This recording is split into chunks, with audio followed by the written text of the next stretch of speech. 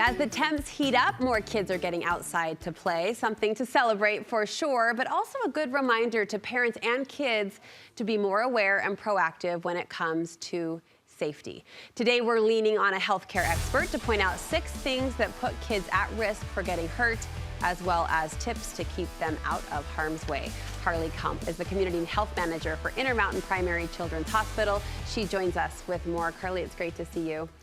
I'm imagining you see an increase in injury this time of year.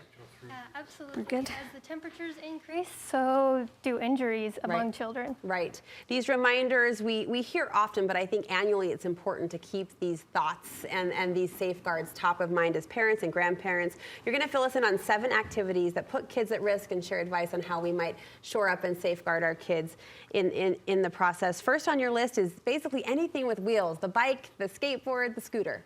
Yeah, anything with wheels. Utah actually sees more traumatic brain injuries among children than almost any other state in the country. And so what do we do about that?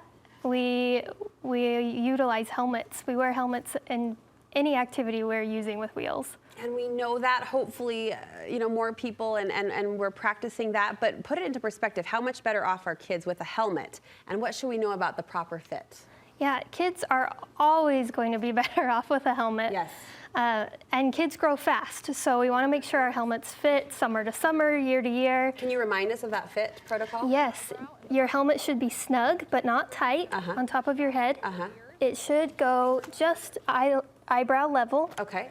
And one finger should fit underneath the chin strap. One finger. So when you wiggle your head left and right, up and down, it isn't loose. So snug but not tight. Those are good parameters. Thanks for reminding us there. Injuries also common, you say, for kids riding ATVs, riding motorcycles.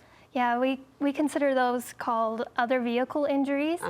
And that happens quite often. And it's just wearing helmets and the protective gear when you're riding and utilizing those off-road vehicles.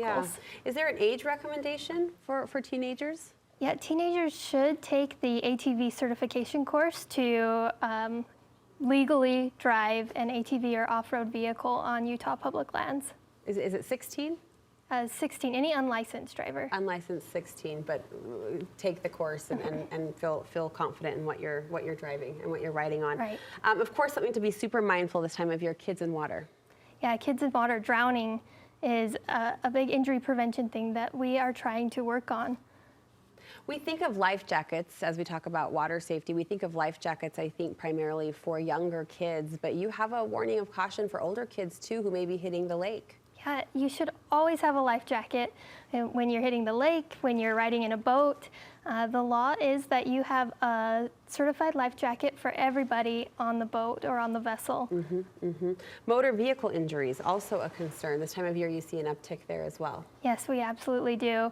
Having proper car seat fit, seatbelt usage, and watching as you're backing out is super important with motor vehicle. I'm glad you mentioned that. I think on the flip side, as we talk about kids getting out there and recreating and playing and being safe, it's a good reminder for drivers, those of us who are on the road or backing out, as you said, to be mindful of kids as well.